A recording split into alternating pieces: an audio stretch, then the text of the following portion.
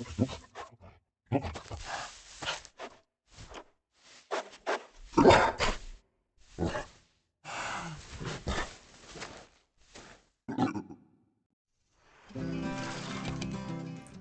everyone, welcome back here to my channel where I play Planet Zoo.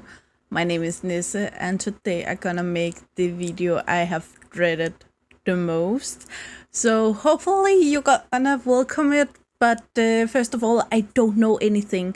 I don't know anyone who works at Frontier. I don't know analytics. I haven't data mined or anything like that. This is based off my theory. While drawing in some other games who have done this right and wrong. So therefore, it's all my theory, and I would like to hear your theory below. Do you think I'm right? Do you think I'm wrong? Or what do you think about this? Basically, Planet Zoo 2, when you search on it, it actually states that it is coming out this fall when you Google it, but only on fan sites. I found different ones, but nothing from Frontier. I think Frontier have a gold mine here in Planet Zoo, and it actually doing a lot of things right at this point. We have a lot of DLCs at this point. I would like to mention we had the Arctic, South America, Australia. Then they went a little bit off brand actually and made the aquatic pack. I just want to mention because people say that the Wetlands Zoo was the first DLC that went off brand. If you ask me personally, I think that aquatic pack was off brand before, but I don't want to fight over it. Then we have the Southeast Asia pack, we have the African pack, North America pack, and the Europe pack. I'm gonna take them out first. Then people said that we don't really have other areas, we have covered it out all, but we have a Southeast Asia pack. How about the rest of Asia? Besides that, also the Europe pack, if you follow my videos, you know we got screwed with the European pack, since we have so many beautiful animals in parts of Europe that just haven't been totally forgotten.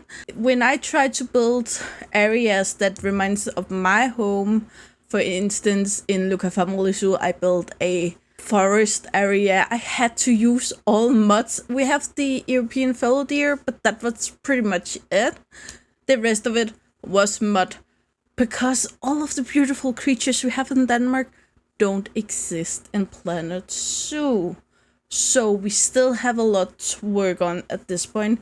Then they made the Wetlands pack, which makes a lot of sense to me to go in with a biome, because it gives you the opportunity to go back to areas you already been in and fix some of the animals you forgot the first time around. Therefore, makes ton of sense. Then we got the conservation pack, and as you know, it's my favorite, especially when I made future live projects as I did in Africa and Asia at this point. And basically, it's a wonderful pack, so I don't want to give anyone the idea that I don't like the DLCs we get. And I do still think there are room for new DLCs in the future. I just got a few ideas. The ocean. Could you imagine that we could get aquariums and actually have ocean animals? The air pack, the birds, the flying. I know it takes a little bit, and I'm not sure we're gonna get it in Planet Zoo, which is actually why I want to get back to that when we're going to talk about Planet Zoo 2 in a minute. Then we could go for the guest, a distinctive guest DLC, which are going to be much more about school area. A lot of zoos in Denmark have school houses where, not that you can go to school every day in a zoo, but schools come to visit, and then they have rooms specific for this. The kids can learn about the animals. The kids can also touch some animals, and there are lots of education about it. Then we also could have a local DLC. This could be, for instance, Scandinavia. This would help a lot with all of the missed beautiful animals here in Denmark. We could have a Greenland pack. Could you imagine how many distinctive animals live there? We could also have a Canadian pack, which also could add a lot of the animals missed there. A Russian pack. Russia is so big. We could make a Grand Canadian Islands pack. We have so many opportunity, and Madagascar Island pack. For some of these areas where there are so many specific animals that only live there, and bring knowledge about that, because I think that's what Frontier have been working on very beautifully with Planet Zoo, so therefore it would make so much sense. Then we could, of course, still go in with all of the biomes. We already have the wetlands pack, and if you see my speedball, I mentioned a lot of biomes that isn't actually in Planet Zoo at this point, so therefore it would make ton of sense to kind of work them into Planet Zoo this way. Again, we could have a tundra biome. I know we have the Arctic biome, but it's not quite the same, is it? We could also make a temperate biome. I know a lot of animals live in temperate biomes, but you could make a temperate biome pack with the 8 most known temperate animals or less known temperate animals that is out there that isn't in the game at this point. Desert biome would also make ton of sense. There's a lot of desert animals that have been totally forgotten. So we have a lot of opportunity with DLCs in the future. If Planet Zoo at some point in time are going to get a sequel, it will happen to be within the next few years. And it's because of The Sims. I played The Sims 2 and had all of the DLCs. The moment they released The Sims 3, I got that. And then I lost all of my DLCs. Everything, I have spent so many money of buying those DLCs, I lost it all at that point. Then I wanted to go back to The Sims 2, and it just wasn't the same because there was some updates and it ran better on my computer. The graphic was tons better, so I kind of got a headache out of playing The Sims 2 after The Sims 3. The same happened when we finally got The Sims 4, that I have bought a lot of DLCs, and now I could just chuck them in the garbage at this point. And it's really an issue that we have bought so many DLCs and now they don't mean shit. I am a newer Planet Zoo gamer. I have been gaming since I was a child, but Planet Zoo is actually new for me, and I never really heard about it before this year, so haven't been following it all. But that means that I got the game, and then I wanted more out of the game, so I bought the DLCs. They have a DLC pack, I think, where you can get them all, and you don't pay full price. I think they had at that point in a way, and that makes ton of sense. But at the same time, you have to get them all. Then it's not like you can make your own bundle with 3 or 5 or something like that. No. You have to get them all in Planet Zoo. And that is a lot of money. And already then I had the fear in me. Are they going to release Planet Zoo 2 later this year? Or already in a few months? Or next year? How many game hours can I get out of this? It made tons of sense for me to buy it all because, as you know, I'm unable to leave my home because of my anxiety. So therefore, I have a lot of gaming hours. That's also why I can put out that many videos that many people can't, because I can't really do anything else than play games and watch TV and do things I can do here in my home. So no matter if they released Planet Zoo 2 in 2 or 3 months later, I would still have a lot of gaming hours in it already then, and it would be okay. But a lot of people buy games, will go in and get that one game they want to play, and then they will play maybe a few hours a week. Some people have kids, some people have to go to work, sorry.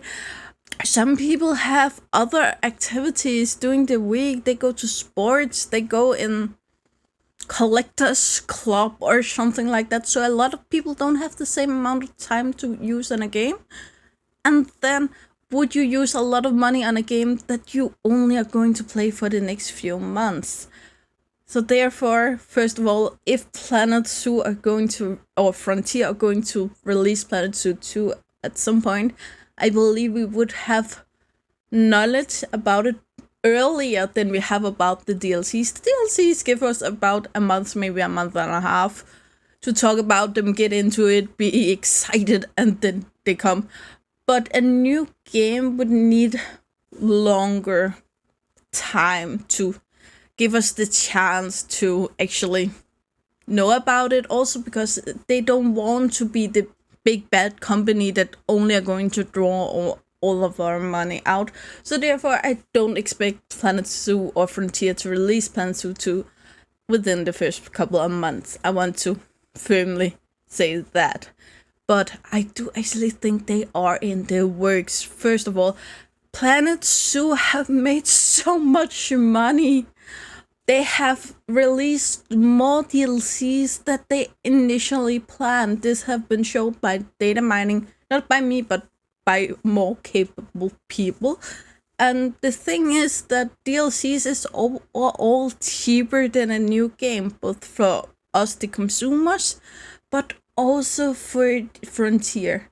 Frontier can have a small group of people just working on this next DLC, the next DLC. Maybe they have 2 or 3 DLCs in the work at the same time.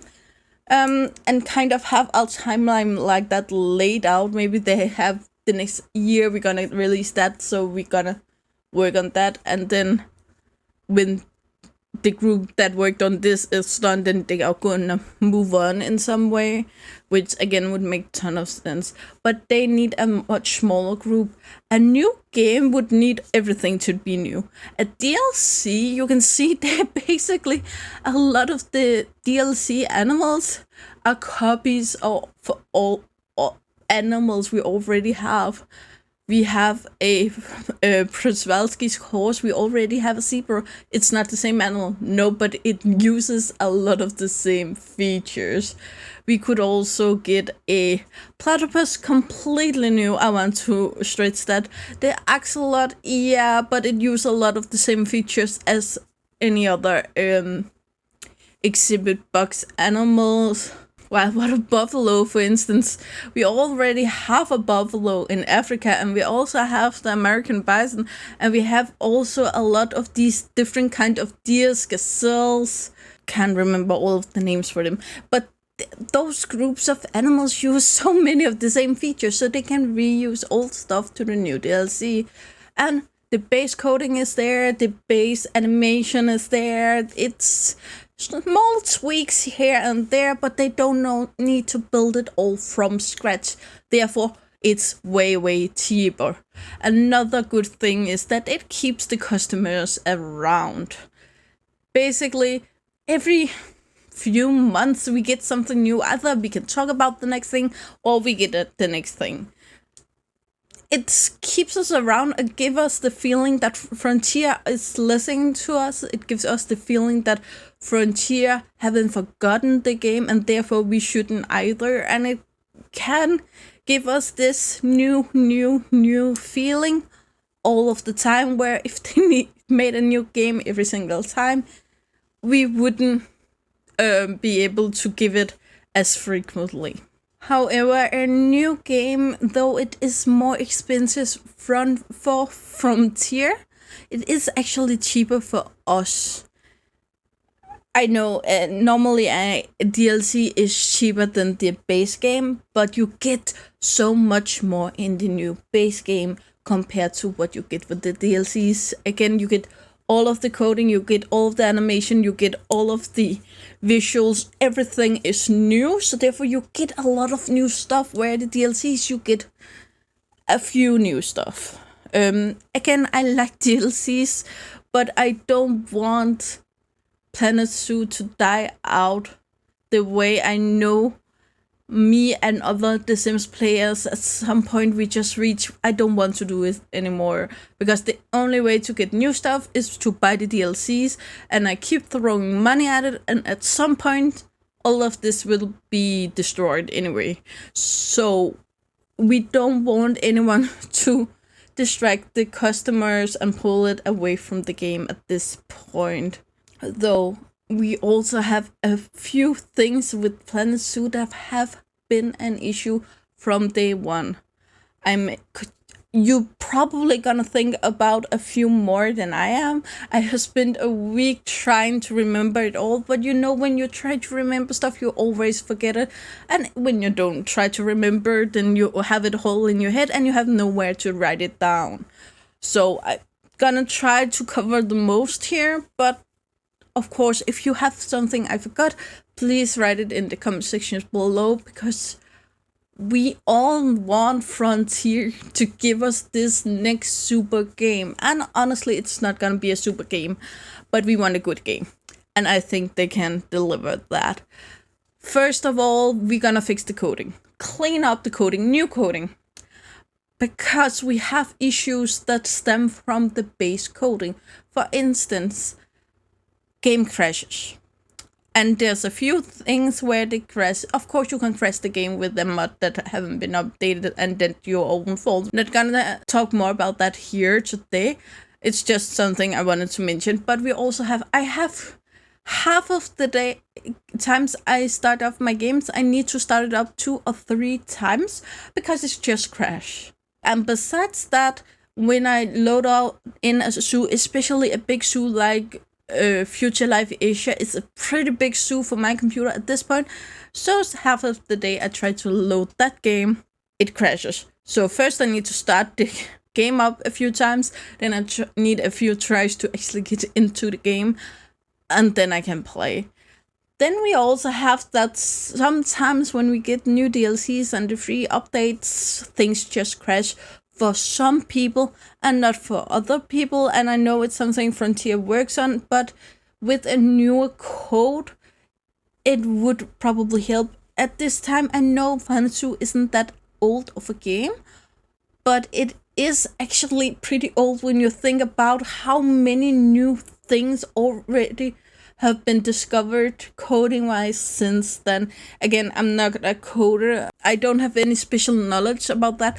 I can just see what other games do in this era of gaming. Load time is also a big issue because the games need to load a lot of old stuff, maybe stuff you already have deleted, maybe old stuff that is in one corner of the zoo. And do the game actually need to load that before you move the camera to that end? Or would it be fine that the camera focus of what you've seen and then load other areas as you move back and forward? I would think that would be a great way to make the game faster and make us able to build bigger zoos, because I think a lot of us actually want that. Underwater, everything need a completely reworks. I would also like them to do a lot of the escapes, that sometimes the animals just glitch through the barrier, and I have no idea why. And it's not only the mods I have, it's also the games from Frontier. It would be perfect if they could fix that. This is the things I think they need to fix in a Planet Zoo 2. I would also like them to do some other things, but keep in mind here they would have to warn us, because all of the DLC would become what's it called? Unvalid at the point of the new game. You would probably not be able to move them over. But basically, I would like them to work on the time. The time of the game doesn't work. For instance, number of guests versus the bills you get. You pay for electricity, for keepers, for vendors, for vets, for everything 10, 30, 40 times before one guest get into your zoo, visit the entire zoo, and go out again. It doesn't make sense at all. So they need to fix that. Also, the fact that the sun doesn't go up and down every day. It maybe go down once a month. And you can fast forward, which makes sense for the first 2 or 3 habitat. But after that, it just doesn't make sense because you will have so many animals and you need to keep an eye of them and keep them fed, keepers around and sell offspring and all of that. So it just doesn't make sense. I would like still to have the opportunity to fast that much forward, but I would like the days to match up with you can visit a zoo in a day. Then the animal talks also need to fit in with the time. You don't have an animal talk once a year. You have one once a day. If they stay with the current time functions, then I would like that on one animal talk you could go in and press I want it 4 times a year or 6 times a year or 2 times a year or something like that. That opportunity would get us way farther than we have been before, but I would like the time to match up again and have an animal talk a day.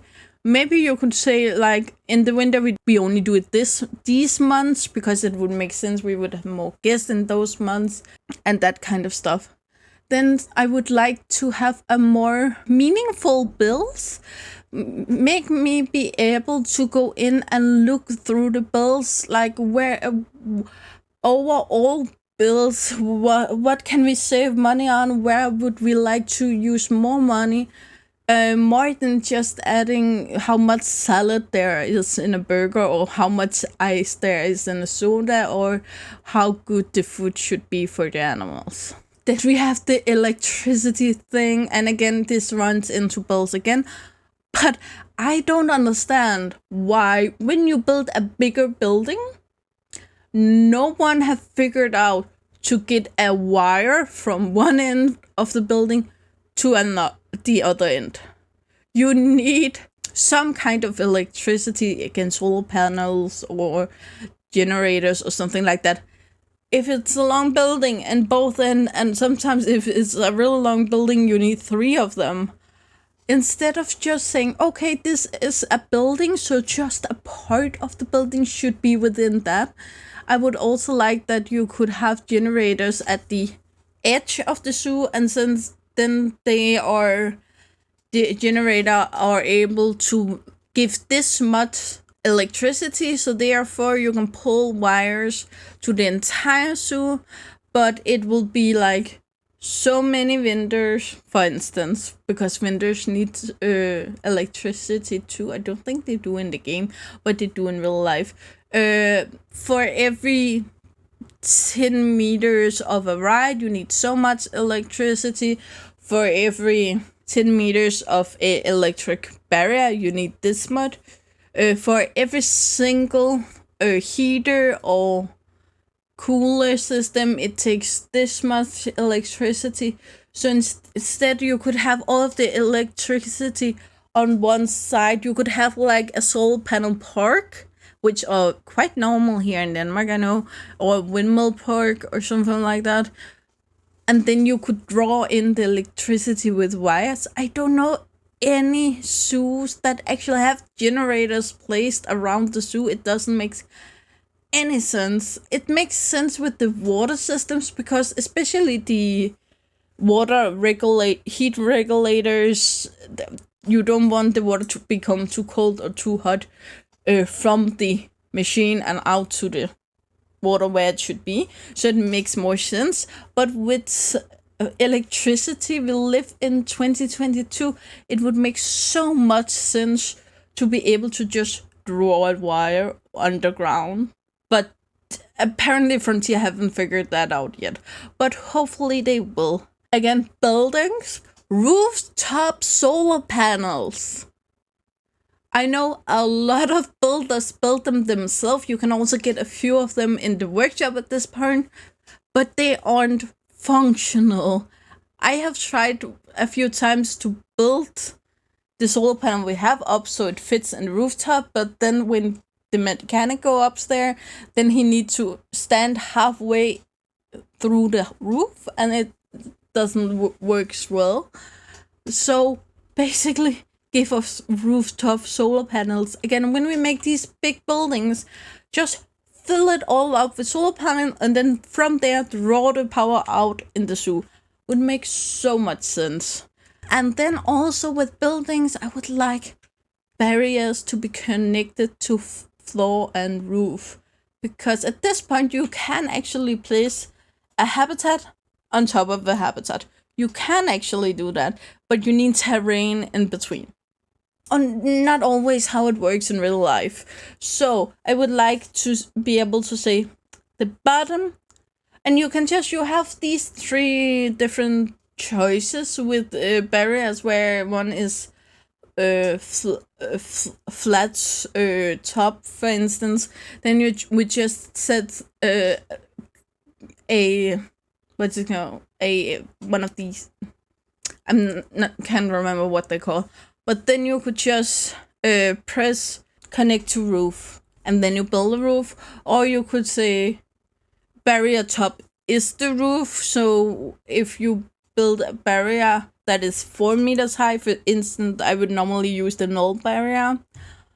But if you make that and it's like goes to here, then the animals wouldn't be able to get up there, so you could just build that way.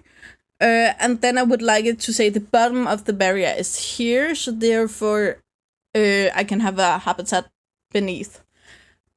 It's just something I really, really want, because some habitats makes more sense to have inside.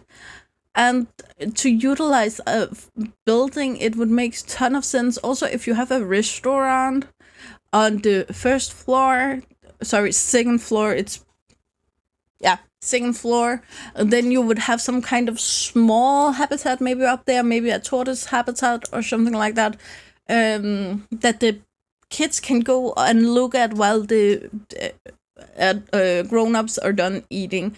It would help so much.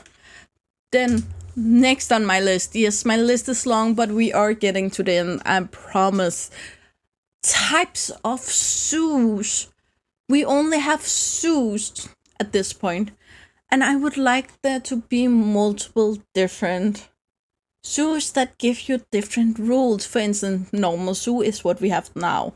Then we could have rescue release center, where we will be contacted with, oh, there was a fire in this, depending on where you are. If you are in Australia, for instance, there was a bushfire. We have 10 koalas and 7 wallabies that need urgent help. Can you take them in? And then it's your job to help them keep more vets around, for instance, in that kind of zoo. Because you would have to help animals this way instead, and then you will need them to get well, and then release them when they are better, and some of them won't get better, and then you would keep them in the zoo because they can't, if they lost fingers, for instance, then they can't go back in the wild. So we will keep them that way and try to collect money that way. And there you would need more focus on marketing, for instance, because you would need donation to keep the place running around. It could also be the police that contacted you. We have found illegal lions in a backyard or something like that. Can you take them in? It's urgent. And then you have like 10 hours or something like that, something real fast, to take them before someone else will get in and take them, for instance. So this would keep your zoo changing up a lot, and you will have to redo a lot of habitats, because then you release the animals you got, and then you will go in and get new ones later that is another species maybe, and it would be based on where in the world you're placed. It could also be a rehabilitation center for old circus animals, for old movie animals, for old pharmaceutical animals, to give them a better home, and hopefully it can release a lot of them to the wild. So it would give the different kind of zoos will give you different kind of rules, so you can change it up and try to get all of these things to work. And I think it would teach a lot more people about these kind of issues. I know in Denmark we have issues with puppy farms, so puppies could also be a focus areas. We have issues where crocodiles and caimans have been found in private homes, and rare exotic birds have been found in little Denmark that you don't really think that things about. So I'm pretty sure a lot of places in the world would have things that you could specify to the area. It would be wonderful if that was a possibility. Then we would have a conservation center. Here you need to focus on the education, especially if we could get those schools in some way, to show them around, teach them about conservation, focus more on specific rare plants and all of these kind of stuff. We could also have a private zoo, which is your own private zoo, where you need more capital, so you need to get the tickets really expensive this way. But then you could keep the money yourself, but you could also have a public zoo where you would give help and money from the public system to help you. For instance, Copenhagen Zoo, I know, get some because they got some elephant gifted. The Danish, I'm not sure if it was the queen that got it gifted or if it was the country, but we both been gifted elephant, and we've been gifted Tasmanian devils and that kind of animals. We also been lent giant pandas at some point. So these are the animals that you could, for instance, the government are going to tell you, oh, we're gonna get this gift. Make sure here is a bunch of money. Make sure that this habitat is ready for them, and we're gonna make a big reveal when you get them. So make sure that you have some extra food stands. Make sure you have some pretty areas where people can sit and have a picnic or something like that. And while I mentioned that, why aren't picnics a thing in Planet Zoo? They are thirsty and hungry all of the time, but none of them could bring a picnic back. It's the most normal thing in a Danish zoo. Then next on my topic for today, custom uniforms. Both color. I know a lot of zoos have these kind of uniforms that Planet Zoo have, but at least make us able to make a little logo. They could have kind of a lot of animal stencils. You could pick and resize the logo or something like that. Just make it more personal and make it fit the weather. If you have a Arctic zoo, make sure your keepers and your guests have enough clothes on, and then in an attempt to make sure that they can change clothes through the year. So when it's snow, they don't run around in shorts, and when it's summer, they don't run out in the thick coats or something like that. While we are in the guest clothes, we also have the thirst needs to be done something about, because it's an issue for everyone, I think. And then money settings. I would love to have money settings. I think this should be only a sandbox thing, but I'm not sure. Because you can live in an area where you are like, this is a rich people zoo. We are very fancy. Everything is expensive, and therefore the guests who arrive in that zoo would bring a lot of money. And you could have like an outback, cheap, a little smushy zoo where everything is cheap, but the animals, we're gonna try to make them happy or this kind of things, and then the guest would have less money. So I would like to have a scale, like how rich are your guests, especially because if you have a lot of education boxes, I have figured out that everything to eat and drink and buy in my zoos are free, because other way, when they gotten through the first 10 habitats, I think, then they don't have any more money because they have donated it all. So it doesn't make sense, and then the guests will be hungry and thirsty because they can't afford the stuff. So therefore I made it completely free in my zoos. Doesn't make sense in real life. So therefore give us these settings so it would make so much more sense. Then we come to the important part: which animals should we have? And this is going to be controversial, because I personally would love if they gave us every single animal that we have now, plus every single DLC animal. Because that way people wouldn't feel like they have wasted money on their old DLCs. It's okay we don't get the new building props, but then give us something new at least, or something that compares, but give us the same animals. You could also make, like, if you in Steam have registered or you have a game code for a DLC, then you can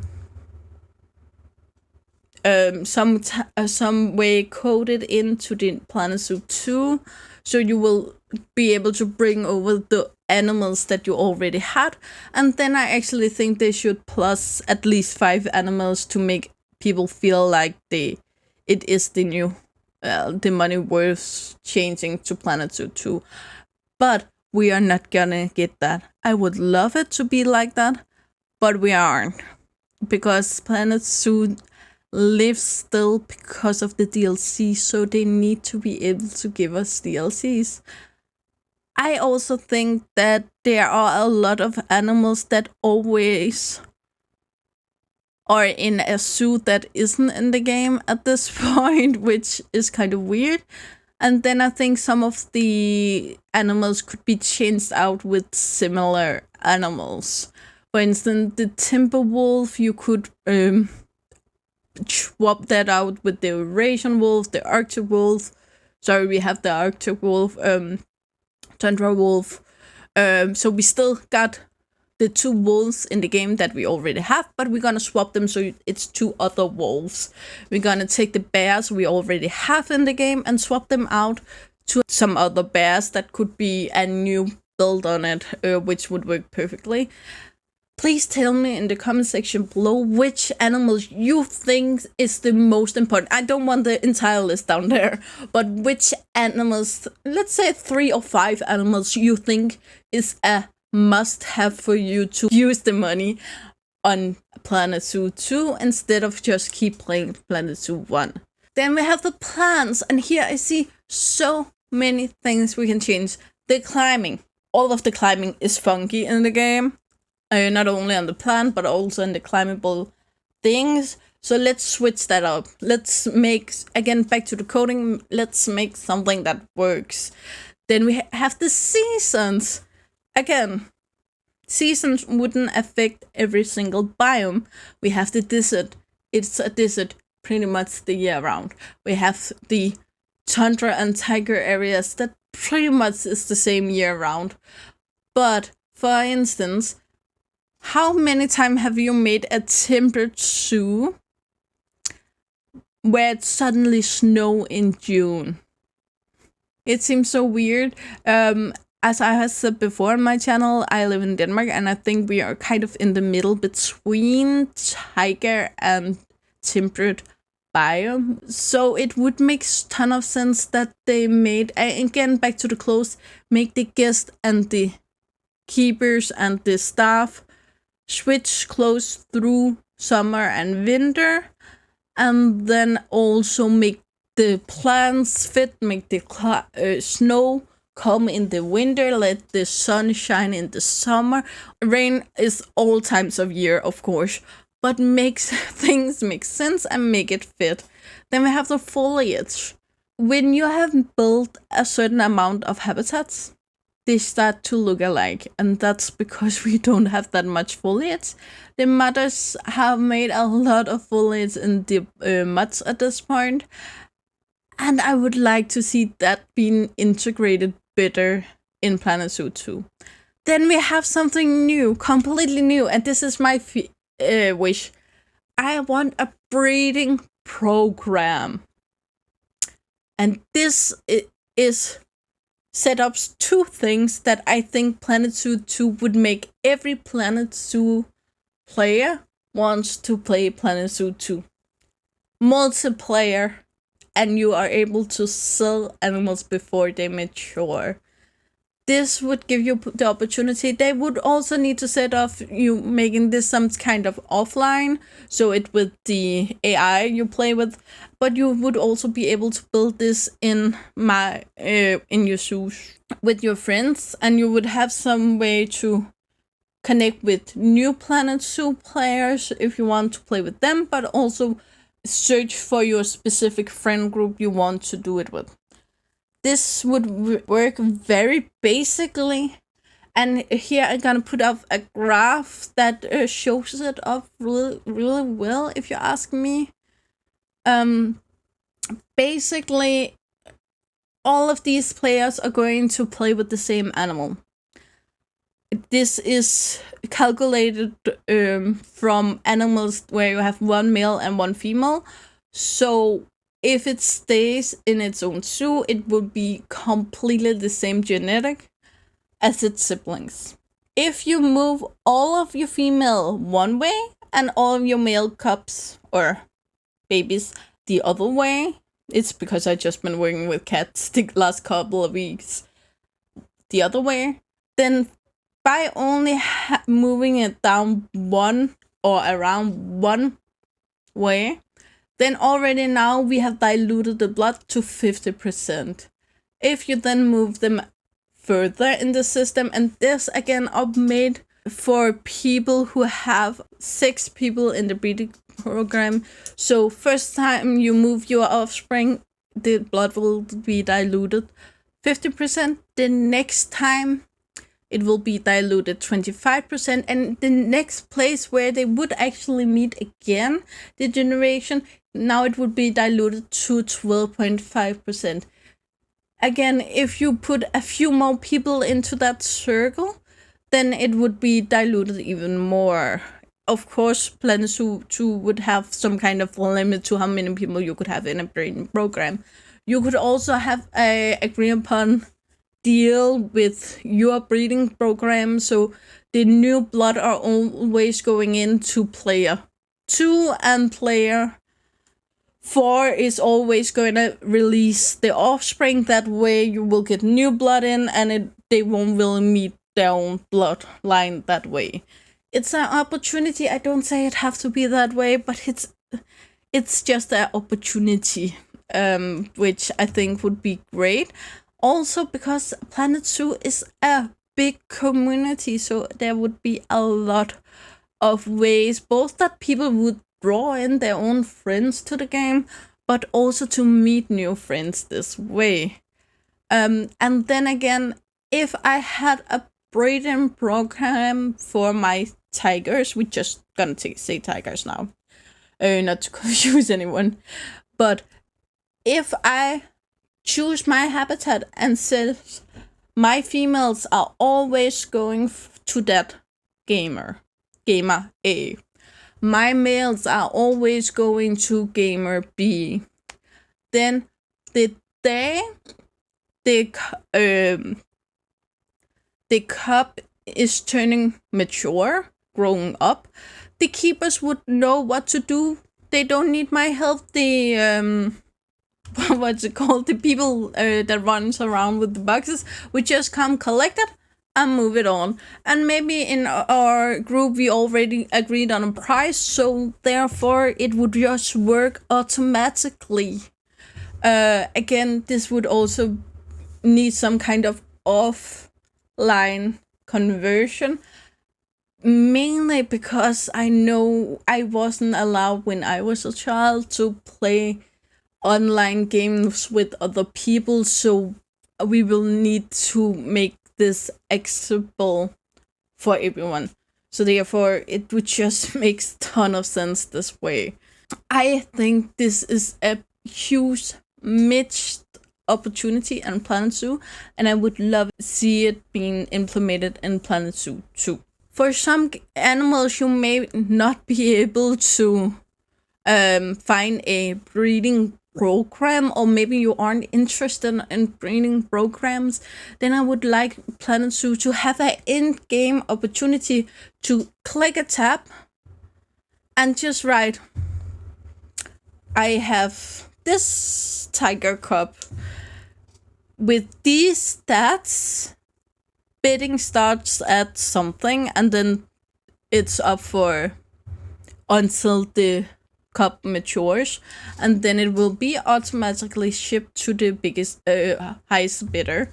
That would also be an opportunity, again, to make this automatically, because a lot of us have a lot of interbreeding, basically because we aren't that quick to see which animals need to be sold or released or get contraceptive or however. So this would help a lot of us slow down the game and slow down our own stress levels, I think. Then we need to talk about the exhibits, and I'm not just saying exhibits as exhibits animals. I also want non-animal exhibits. It's need a rework. I want to be able to make a special rare plants, flower beds that the guest would engage with. I would like to make a little not engage with, but just like they go and watch the animals, go and watch these rare plants, for instance. I would also like there to be some kind of big statue that is something more specifically educational. People learn from watching it. We have gotten those two new educational things where you can see the height of animals and hear the sounds of animals, and that's great, but I want more of that.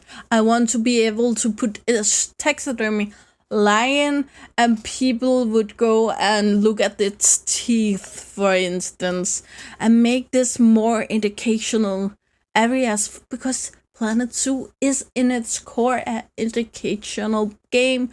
So lean into it and teach us more.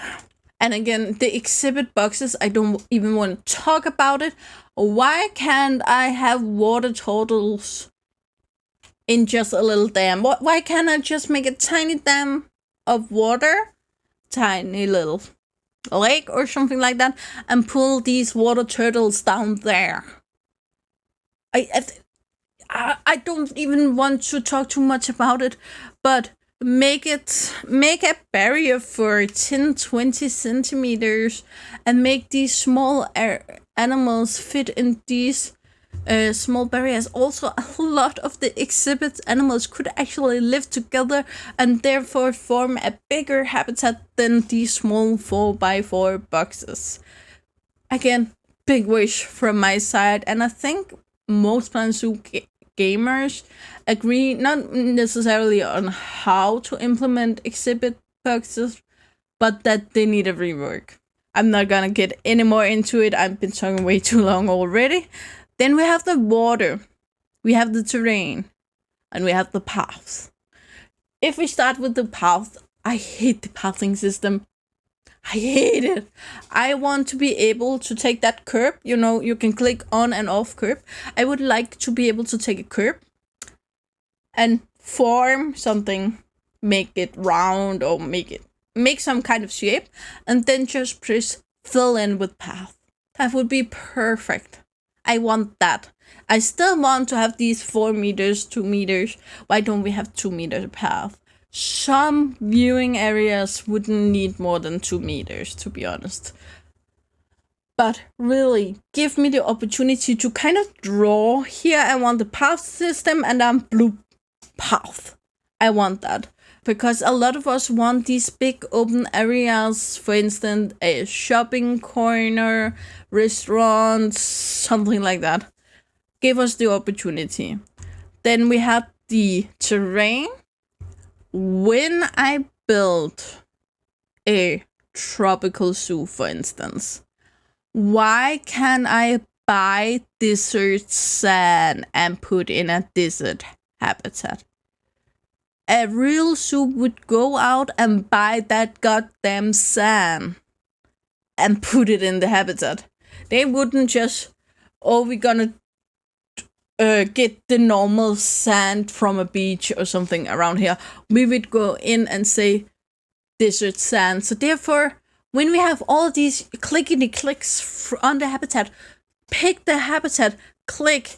This is a desert habitat. This is a tundra habitat. This is a desert habitat. Again, the weather overall would still be affected by the biome you actually are placed in, but the ground type, the grass color, the sand type, you could buy all of that and place it in a habitat, so make it make sense and make it work. And then we have the water.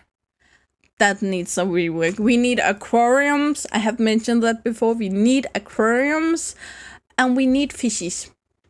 Not only animal fish, but I would like it to be able to, you can pick the water and then you can make it tropical and you can make it fucking gulpy water. You can make soda water or coffee water or whatever you want. Toxic water. Why can't I pick? You can pick bubbles. They figured out to put bubbles in the water so you don't need those stupid bubble machines underwater. Perfect. Figure out to put fish in the water. Not a fish you want to, it's not the fish you're going to see, but just these small fish that swim around and make the water looks more alive. For instance, the platypuses aren't being in the water all the time, so just have these kind of background fishes swimming around back there. They don't need to be bigger than the fish that comes out of the underwater feeder. It could be just those fish swimming around underwater. I would be fine with that. If you want to one-up it, then make the water you pick or the habitat. Again, if you make the biome habitats, as I said before, then when you have a tropical habitat, then it automatically pick tropical water, and then in tropical water they put colorful fish because most tropical fish are colorful. If you have a tiger habitat, then it would be dark, it would be cold, and it would be like very grayish fish because it's the kind of fish that lives in that area. It would just bring in so much more life and I would really appreciate it. Then I have a wish, and this is Frontier gonna implement this is Frontier want to. And I'm okay if they don't, and I'm okay if they do. But I want to show you Farming Simulator. I know the lady designer also played a little bit of it on one of her channels.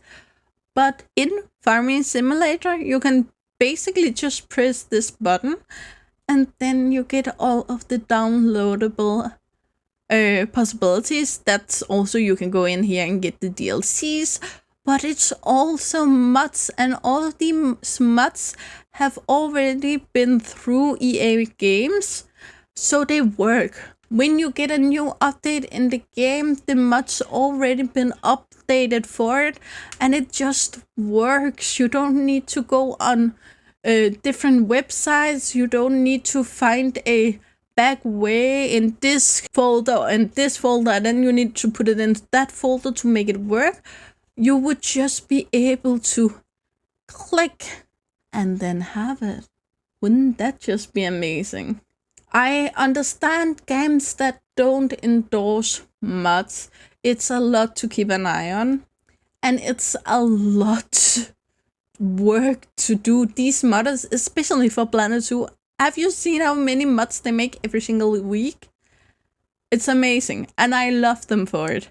But it's a lot. And if Frontier chose to implement them that way into the game, they will have to check every single one. So they would have to put down some staff to do that. they will also have to kind of leak the new coding and stuff to the modders on forehand. So they would have to kind of vet every single modder. So maybe some modders wouldn't be allowed in there, and that would also be an issue. But overall, I think it would benefit Frontier so much to do it, because we get these DLCs with actually, I don't think there's too long between them, but it's also, it depends. If you play the game an hour a week, then there is a lot of DLCs. But if you play it every day after school or after your job or anything like that, then you're gonna put in a lot of hours, and then it would be nice to be able to just go in and take another mod that way. It will also give you the opportunity to not break your game accidentally by doing anything wrong with the mod, and it will also keep gamers around longer, because I don't need to wait 3 or 4 or 5 months for the next DLC. If I have played this DLC for 20 hours already, then I can just go in, and I feel like they give us stuff all the time in Farming Simulator. So why can't they do that in Planet Zoo? Again, it's a pro and con thing. I also think it will take something away from the modders by doing that, because it isn't every game that use mods this way that actually credit the modders the same way that Nexus do. And I think that we should have a way to endorse the mods. We should have a way to support them if we want to pay for the mods. Again, mods are free, but you can actually, there's different way you can go to support these modders to basically finance the mods that way. And I would love to see that, and I would love to see it implemented better this way. Again, it's a pro and con thing, and I would actually like to hear the modders' side of this. Would they rather stay on Nexus, or would they love to be implemented and have a site this way? And this is also the first mod I ever got was in Farming Simulator, and it's because it is in the game, so I get the feeling that, oh, it's okay. And then I just fall in love with mods and modders. Actually, sometimes when I look at mod, I fall in love with the modders, because I can see how much love they put into their work. And I would like to see it, again, implemented better. This would also allow Frontier to actually keep an eye on which mods are downloaded the most. So which way do we want to work with our DLCs? It would be so amazing to see that kind of work zone established. I know I've been talking for a long time. Hopefully I can edit this down a bit. I've been talking for more than an hour, to be honest. I hope the video isn't that long. But I would just like to come with my conclusion finally. And basically, I think Frontier are clever enough to know when enough is enough with the DLCs. And I think they are in the work with Planet Zoo too. Again, I have nothing to put this on, besides what I can see from other games.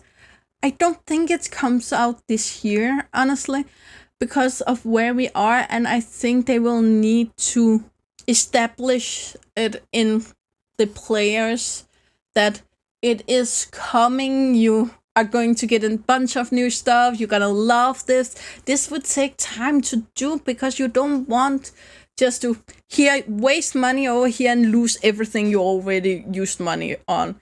They don't want to leave you with that feeling. They want to say, oh my god, you're gonna get this and this and this and this, and you want to put your money here, and that's what they want. So therefore they will need more than just a few months to put it into work. I also think personally that this will be a great holiday gift. So it would come out late October, start November, so you can get it on Singles Day, on Black Friday. You can buy it for a Christmas gift, or a Hanukkah gift, or what you're celebrating in your countries. But most of the world are celebrating something or another at that time of year and buying a lot of gifts. So it would make so much sense that it comes out there. Again, I don't think it's gonna be this year. Maybe next year or the year after that. I think if they wait longer than that, then Planet Zoo will die out before. So I hope, with all of my knowledge as a gamer with no knowledge about this at all, I think they are working on it, and I think it's hopefully gonna be next year. Again, I don't know it's gonna be a holiday game, but I think it would make so much sense. We have a lot of kids playing Planet Zoo, and we have a lot of adults playing Zoo, and we have families playing Planet Zoo, so why not do it the family time a year? I'm not gonna bore you anymore today. I really hope to hear your thoughts about this down below in the comment section. And I know this video was really long, but I just had this in my heart and I needed to get it out, so I really hope you want to watch it. And if you don't, then I know that for next time. So yeah, that's all I got for you today, guys. Again, tell me everything you think about this. Did I miss anything? Something you think the biggest issue in Planet Zoo at this point need to be fixed for Planet Zoo 2 and I totally forgot it?